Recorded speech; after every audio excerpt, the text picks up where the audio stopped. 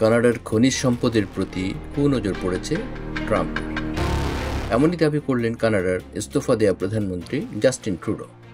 সম্প্রতি এক বিবৃতিতে তিনি দাবি করেছেন যে বর্তমান মার্কিন প্রেসিডেন্ট ডোনাল্ড ট্রাম্প কানাডার প্রাকৃতিক সম্পদ এবং অর্থনৈতিক সম্ভাবনার প্রতি গভীর আগ্রহ দেখাচ্ছে।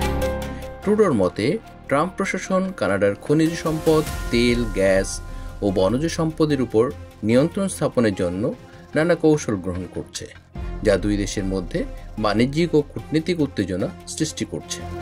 ডোনাল্ড ট্রাম্পের আমেরিকা ফার্স্ট নীতির ফলে যুক্তরাষ্ট্রের সাথে কানাডার সম্পর্ক বর্তমানে জটিল হয়ে উঠছে।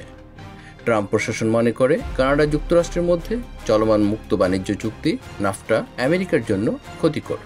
এই যুক্তি দেখিয়ে ট্রাম্প প্রশাসন নাফটা চুক্তি পুনর্বিবেচনার জন্য চাপ দিচ্ছে এবং কঠিন শর্ত আরোপ করছে, যা কানাডার জন্য একটি বড় চ্যালেঞ্জ হয়ে দাঁড়িয়েছে।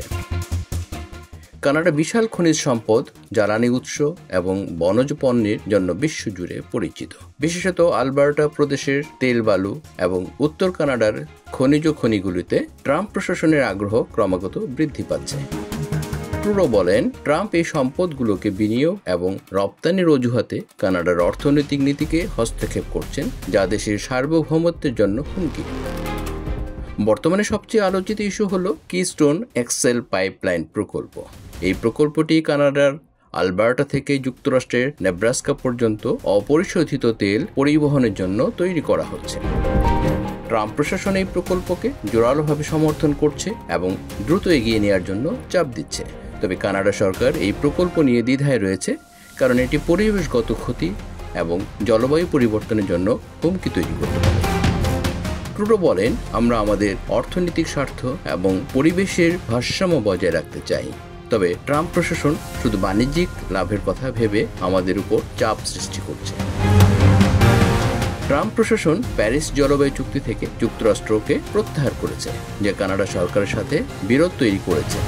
ট্রুডো বলেন, কানাডা জলবায়ু পরিবর্তন মোকাবেলায় প্রতিশ্রুতিবদ্ধ এবং তিনি ট্রাম্পের এই সিদ্ধান্তকে ভুল এবং ভবিষ্যৎ প্রজন্মের জন্য বিপজ্জনক বলে মন্তব্য করেছেন। ট্রাম্প প্রশাসন তেল ও গ্যাস শিল্পের প্রসারের জন্য পরিবেশগত নিয়মকানুন শিথিল করছে, যা কানাডার পরিবেশগত নীতির সাথে সাংঘর্ষিক। ট্রুডোর মতে ট্রাম্প প্রশাসনের চাপের ফলে কানাডার আভ্যন্তরীণ রাজনীতিতেও প্রভাব পড়ছে। আলবার্টা ও সাসকাচুয়ানের মতো প্রদেশগুলো, যেগুলো তেল ও গ্যাস শিল্পের উপর নির্ভরশীল, ট্রাম্পের নীতির প্রতি সহানুভূতিশীল হয়ে উঠছে। ফলে কানাডা সরকারের সাথে প্রাদেশিক সরকারের মধ্যে নীতিগত পার্থক্য তৈরি হচ্ছে। ট্রুডোর সাম্প্রতিক মন্তব্য স্পষ্ট করে যে ডোনাল্ড ট্রাম্পের নেতৃত্বে কানাডা যুক্তরাষ্ট্র সম্পর্ক এখন আর শুধু বাণিজ্যিক পর্যায়ে সীমাবদ্ধ নেই। এটি এখন সম্পদ, পরিবেশ এবং রাজনৈতিক কৌশলের এক জটিল মিশ্রণের রূপ নিয়েছে। ট্রুডো সরকার এই চ্যালেঞ্জের মুখোমুখি হয়ে কানাডার অর্থনৈতিক স্বার্থ এবং সার্বভৌমত্ব রক্ষার জন্য কঠোর অবস্থান নিচ্ছে। দুই দেশের ভবিষ্যৎ সম্পর্ক কতটা স্থিতিশীল থাকবে তা নির্ভর করছে দুই নেতার কূটনৈতিক কৌশল এবং পারস্পরিক সমঝোতার উপর।